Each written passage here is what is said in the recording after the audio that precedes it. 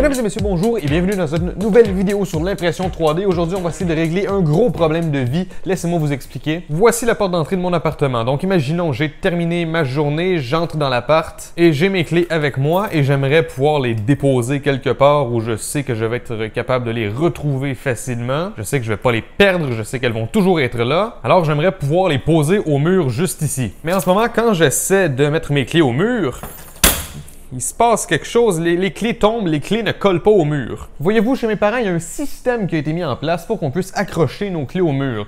J'ignore si c'est important que ce soit en forme d'oiseau pour que ça fonctionne, mais je pense que je serais capable de designer ma propre solution. J'ai trouvé quelques options, donc entre autres, il y a ce truc-là. J'ai aussi trouvé ce truc-là, mais c'est deux solutions qui sont un petit peu trop ordinaires à mon goût. J'ai envie de quelque chose d'un peu plus spécial. J'ai trouvé ce truc-là que j'aime quand même beaucoup. C'est une série de triangles qui sont collés ensemble et ensuite on imprime un genre de petit triangle comme ça qu'on met sur notre porte-clés. Voilà, on met ça sur le porte-clés et ensuite on a juste à entrer le triangle à quelque part là-dedans, puis nos clés vont tenir au mur. Par contre, je trouve que ça c'est un petit peu gros. Il y a beaucoup de triangles qui servent à rien et aussi j'ai pas envie d'avoir toutes ces couleurs-là. Donc j'ai trouvé quelque chose de semblable, c'est ce truc-là. Là on voit qu'il y a beaucoup moins de triangles et il n'y a pas trop de couleurs, c'est juste noir, c'est pas compliqué. Le principe c'est le même, un genre de petit triangle qu'on imprime et qu'on met sur notre porte-clés et ensuite on peut accrocher ça au mur. Par contre, moi j'ai pas envie d'avoir un tout petit triangle comme ça au mur. J'ai envie que ce soit quelque chose qui est plus fait sur le long. Donc imaginez sur le mur juste là, si c'est juste un petit triangle, ça va faire bizarre. Je préfère avoir un truc qui est à peu près rectangulaire. J'ai rien trouvé en ligne qui correspond 100% à ce que je veux, donc il va falloir que je design mon truc moi-même. Pour le design 3D, je vous ai déjà parlé de Tinkercad qui est selon moi la solution la plus facile pour les débutants pour commencer à faire du design 3D, surtout si c'est du design 3D qui est simple, des formes simples, des pièces simples. J'ai jamais pris le temps encore d'apprendre un bon logiciel de design 3D, j'étais toujours sur Tinkercad parce que ça suffisait pour les petits designs simples que je faisais. Sauf que là, j'ai enfin envie d'apprendre quelque chose de mieux, quelque chose de plus professionnel. Et au départ, moi, je pensais aller vers Fusion 360, mais récemment, j'ai développé un intérêt beaucoup plus fort sur FreeCAD. Aujourd'hui, je vais donc utiliser FreeCAD pour fabriquer mon keyholder. Je vais me forcer à apprendre comment ça fonctionne. Je pense pas vraiment filmer le processus parce que je vais apprendre à l'utiliser en même temps que je vais faire le design, mais après avoir fait le design, je vais vous raconter un petit peu en quelque sorte comment il est créé. Mais si vous regardez la vidéo que je vous présente aujourd'hui et que vous regardez aussi la série de tutoriels que je vais mettre dans la description, vous allez voir que tout va faire du sens, vous allez tout comprendre comment j'ai fabriqué ma pièce et ma pièce risque d'être disponible aussi gratuitement en ligne. Donc je vais mettre aussi le lien dans la description vers ma pièce à télécharger. Bon, avant toute chose, j'ai décidé de faire un petit dessin super rapide sur du papier, puis aussi je me suis découpé deux petites formes de triangles. Ça, c'est un triangle équilatéral, 2 cm, 2 cm, 2 cm. Et celui-là, même chose, mais 3 cm à la place de 2 cm. Et si je mets celui de 2 cm à côté de mon porte-clés, j'ai l'impression que c'est un petit peu petit. J'ai l'impression qu'avec un triangle de 3 cm, on aurait quelque chose d'un petit peu plus beau et un petit peu plus solide. Je vais essayer avec ça. Et si jamais je trouve que c'est trop encombrant sur le porte-clés, ben, je pourrais modifier le design pour l'adapter à un triangle de 2 cm sur chaque côté. Bon, ce petit triangle-là, je l'ai redessiné ici plusieurs fois. Donc, on pourra mettre un porte-clés comme ça, un autre à l'envers, blablabla, etc., etc. Et vous voyez mon premier triangle ici, il commence debout et il finit à l'envers. Et je pense que je préfère cette genre de forme de parallélogramme plutôt que si j'avais pas celui-là, ça fait une genre de forme de trapèze.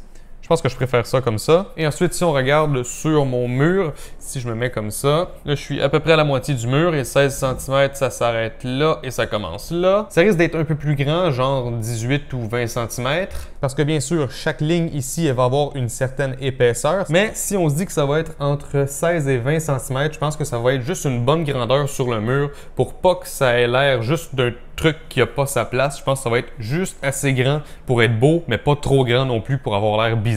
Et aussi, mon support, je le mentionne, il va être imprimé en blanc. Ça va être relativement subtil quand il n'y a pas de clés qui sont attachées dessus parce que tout ce qu'il y a sur les murs dans mon appart, c'est blanc. Interrupteur pour lumière, plus d'interrupteurs, contrôle pour la clim, contrôle pour l'échangeur d'air, les prises électriques. Bref, je pense que ça va faire du sens si je mets ça blanc. Mais bref, je me remets à mon design maintenant que je sais pas mal les dimensions que je veux. Je vais faire un petit peu d'essai-erreur et on va voir qu'est-ce que ça donne.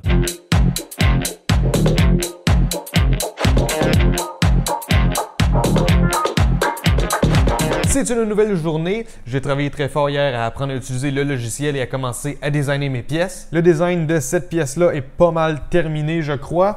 Ça a été un petit peu compliqué de trouver comment avoir des triangles qui sont espacés également dans un parallélogramme et que tous les côtés soient absolument égaux et que ce soit pas juste fait à peu près, que ce soit vraiment 100% égal partout. Donc, petit problème de géométrie mélangé avec le fait que je connais pas très bien le logiciel, mais j'ai fini par tout faire fonctionner. C'était pas si compliqué au final. Donc ça, c'est mon parallélogramme. Je l'ai extrudé de 25 mm.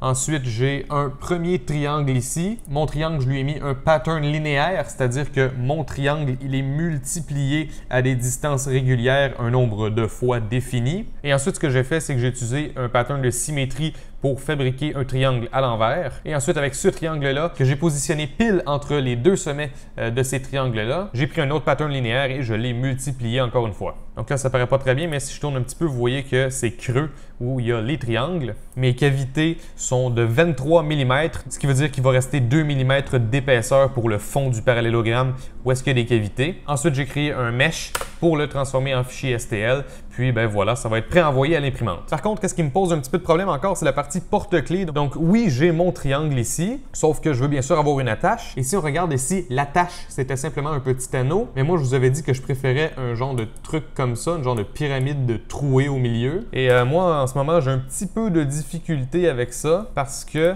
cette face-là, en fait, quand je fais le trou dedans, ben, ça fait pas de trou, ça fait juste disparaître. Donc, encore un petit problème avec la connaissance du logiciel. Donc, ce que je vais faire maintenant, je vais me rendre à l'atelier. On va commencer à imprimer du moins la partie support de notre support à clé. Puis, pendant que ça imprime, je vais continuer à travailler sur la genre de pyramide trouée qui est par-dessus la partie triangle du porte-clés. Donc, j'espère que ça fait du sens tout ce que je dis. Bref, tout ça, c'est sauvegardé, c'est sur Dropbox. Donc, c'est parti, direction l'atelier.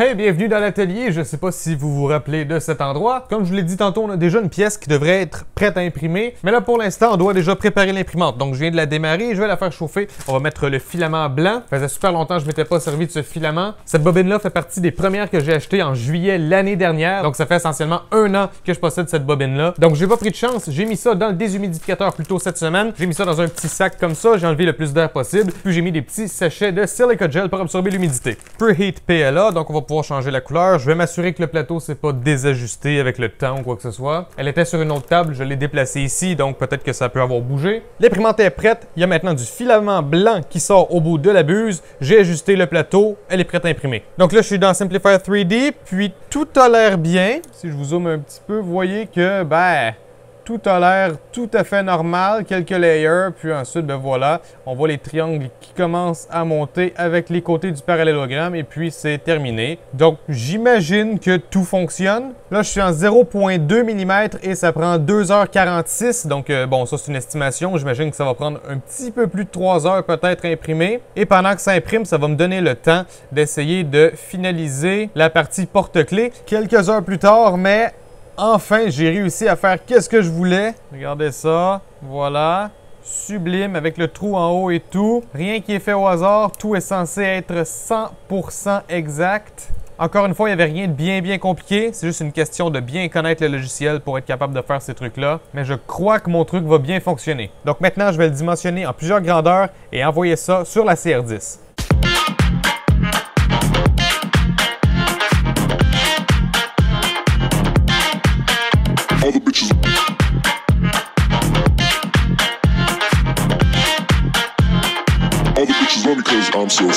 OK, révision du design de cette pièce-là. Ma base triangulaire, on se rappelle que c'est un triangle équilatéral. Et sur cette pièce-là, chaque côté, c'est 30 mm. Et pour cette pièce-là, je me suis rendu compte que le mieux, c'est quand chaque côté mesure 29 mm.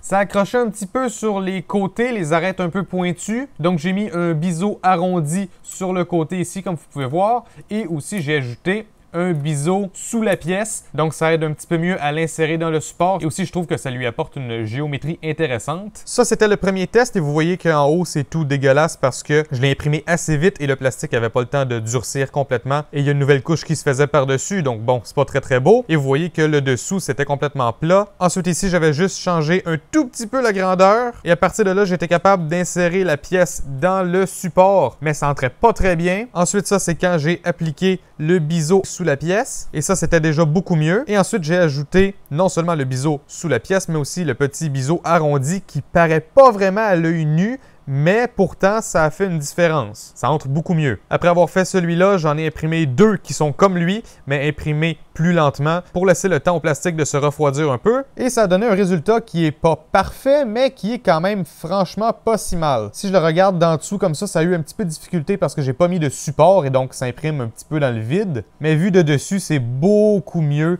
que c'était la première fois. Je pense que vous êtes capable de constater la différence. Beaucoup mieux la version finale ici. Et celui-là, ben, il est identique à celui-ci. Ils ont été imprimés en même temps. Donc, si j'en prends un et que je l'aligne comme ça, on voit ça entre assez facilement. Et si j'essaye un autre de l'autre sens, ça entre aussi assez facilement. Mais l'idée, c'est que vu que les tolérances sont assez petites, quand je vais mettre le porte-clés, bien sûr, ça va être sur le côté comme ça, mais quand je vais insérer mon porte-clés dans le support, le poids des clés va en quelque sorte essayer de faire pivoter le triangle, puis ça va le coincer dans le support et ça fonctionne super bien. Depuis tantôt, je tenais la caméra avec mes mains. On dirait que je vais oublier l'existence de mon trépied. Bref, je prends les clés et je mets ma petite pièce ici dessus. Ça, j'appelle ça le porte-clés, même si en réalité, c'est plus ça le porte-clés. Mais bref, je mets le porte-clés sur le porte-clés, je suppose. Je tiens ça comme ça, à peu près comme si c'était sur un mur. Ensuite, je prends les clés, j'entre ça dedans et voilà, ça tient super bien. Même si je le penche un petit peu, ça ne veut pas sortir. Et ensuite, pour le sortir, c'est pas très difficile non plus. Voilà, pas plus compliqué que ça. Bref, un porte-clés pour moi, un porte-clés pour ma copine. Éventuellement, elle aimerait en avoir un rose, donc je vais lui en faire un rose et moi, probablement que je vais m'en imprimer un bleu. Probablement cette couleur-là, qui est un filament Econophile de chez filament.ca. Donc, ça, pour l'instant, c'est terminé. Je vais l'utiliser pendant quelques temps. Si je vois que j'ai besoin de faire une révision éventuellement, on verra qu'est-ce qu'il y a à changer là-dessus. Mais pour l'instant, ça semble bien. Physiquement, le support, il y a eu quelques petits défauts, donc bon, peut-être un petit sablage, quelque chose. Donc, ce que je propose, on va aller à l'appart et on va aller poser ça sur le mur, voir qu'est-ce que ça donne.